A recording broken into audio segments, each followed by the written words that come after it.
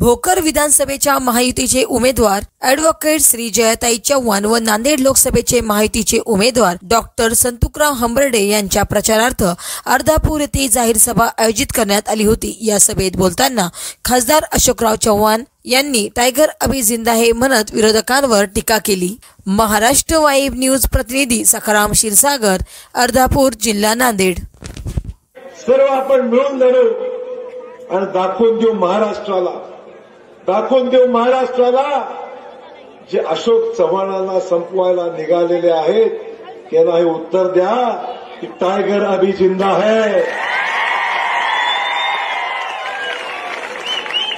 मला कोणी मारू शकत नाही, मला कोणी संपवू शकत नाही। जोपर्यंत तुम्ही माझ्या बरोबर आहात तोपर्यंत अशोक चव्हाण जिंदा रहेगा, लक्षात ठेवा, जिंदा रहेगा। काय राजकारणाचा स्तर झालाय। अरे 100 माणसं दिसली, टेंट एवढा अर्धावट पण टेंट नव्हता। लातूरचा माझा हा काय म्हणायचं।